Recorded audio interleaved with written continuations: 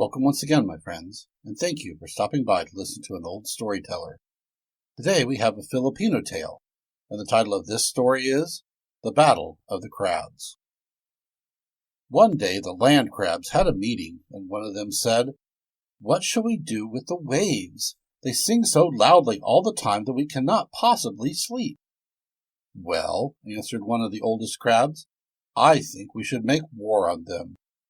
The others agreed to this, and it was decided that the next day all the male crabs should get ready to fight the waves. They started for the sea, as agreed, when they met a shrimp. "Where are you going, my friends?" asked the shrimp.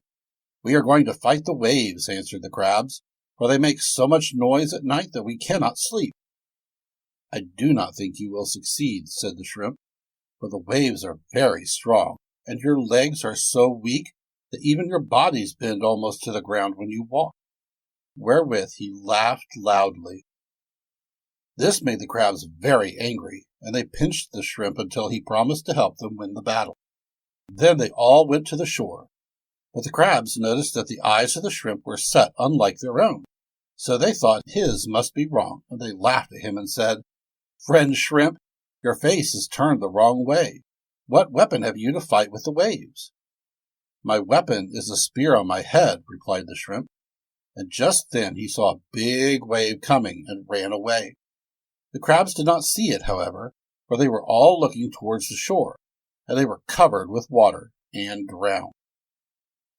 By and by the wives of the crabs became worried because their husbands did not return, and they went down to the shore to see if they could help in the battle. No sooner had they reached the water, however, than the waves rushed over them and killed them. Some time after this, thousands of little crabs appeared near the shore, and the shrimp often visited them and told them of the sad fate of their parents.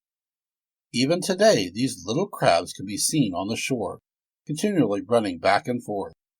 They seem to rush down to fight the waves, and then, as their courage fails, they run back to the land where their forefathers lived. They neither live on dry land, as their ancestors did, nor in the sea where the other crabs are, but on the beach where the waves wash over them at high tide and try to dash them to pieces. Thank you once again for listening to this story. If you enjoyed this story, please press that like button. Also, please help an old storyteller out by subscribing to my channel. The next story will be posted in a few days, so until then, may your story continue to be a good one.